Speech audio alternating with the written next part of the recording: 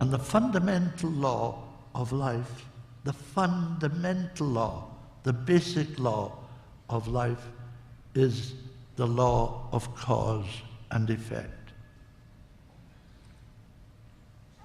The law of cause and effect, what's that? It's the law of karma, as they call it in the East. And it was put out by Jesus very simply in his time, in a way that would be understood by the farmers of his time. He says, as you sow, so shall you reap. That's the law of cause and effect. It sounds simpler, so simple that nobody pays any attention to it. But it's the basic law of life. As we think, moment to moment, as we act, moment to moment, we set in motion causes. The effects stemming from these causes make our lives, for good or for ill, both individually and socially and globally. So whatever we think has to be harmless. If this is a real law and a basic law of life, it has to be harmless. Otherwise there would be no equilibrium. We would be at war all the time. Well, mankind has shown that can have wars lasting hundreds of years. The 100 years, we just, oh, it's history, yeah. Millions of people die in these conditions. And we now have no option but to end war forever. Because with the nuclear bombs and the armament today, we can destroy all life, human and subhuman alike. It's up to us. We have to do it. We have to make the decision. Are we ready to change? Many people say, yes, I'm ready, but what should I do? I don't know what to do. I'm longing to change. I hate the present way of life. I hate the competition. I hate the greed. I hate the selfishness.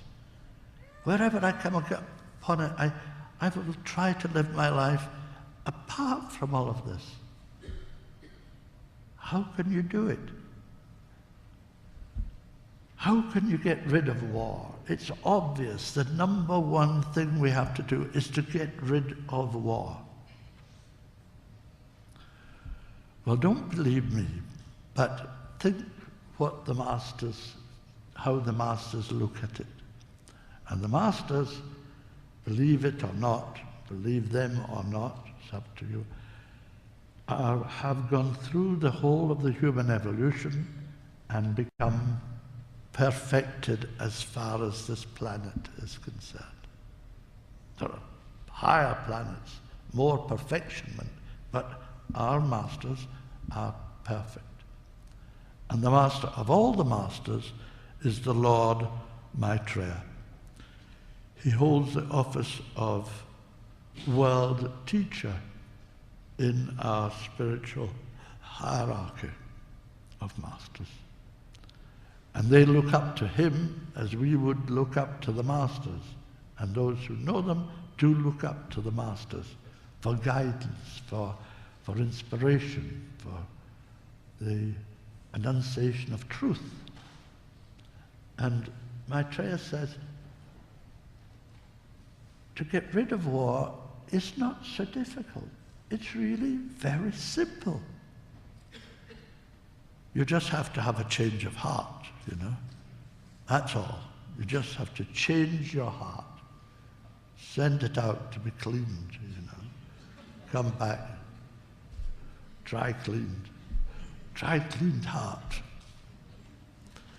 You have to look at life differently. You have to look at yourself differently to understand why we are here, what we're here for, why we are in incarnation at all. Have you ever thought, why are we here?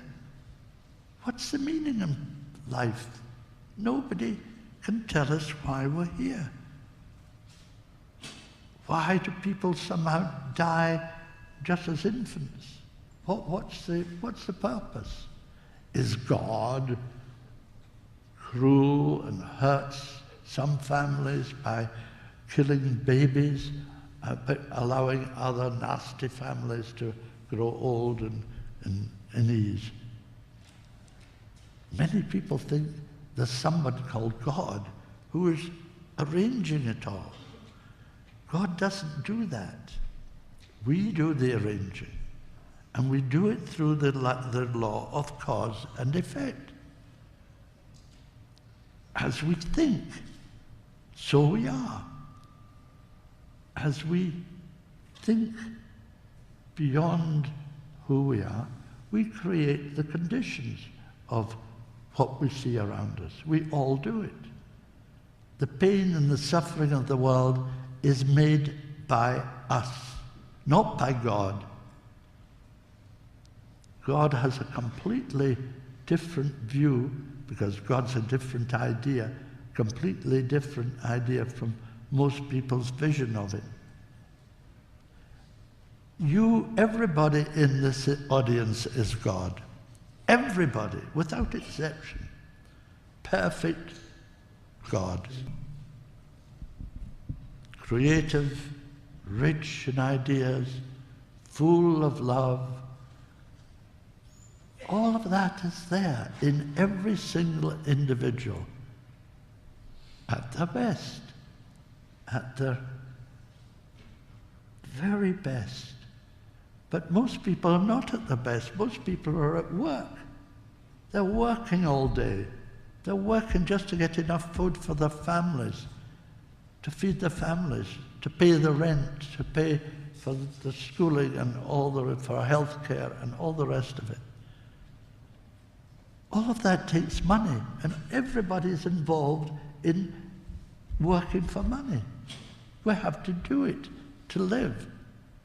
Are we born for that? Is that what life is about?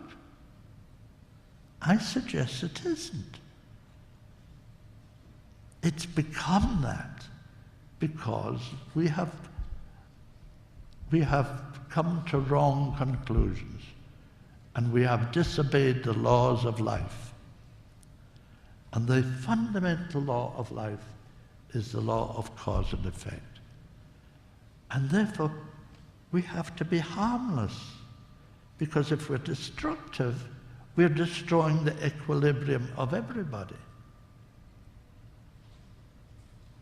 You cannot be destructive and be creative at the same time. You can either create or destroy.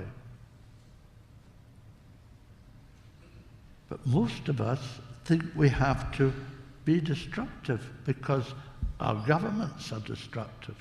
It's men, destructive men in governments, in the Pentagon, and in the White House, and in the House of Commons, and in the various governments of the world who make the laws. They make the laws. And these laws involve war. But we cannot afford another war. Another war would destroy all life on earth. So what can we do? We're hard-pressed. We're up against it. We have only one option, and that is to end war forever. Forever. And if we could do that at a stroke, we would transform all life on earth. So how do we get to stopping war? We have to create trust. We have to get rid of injustice in the world.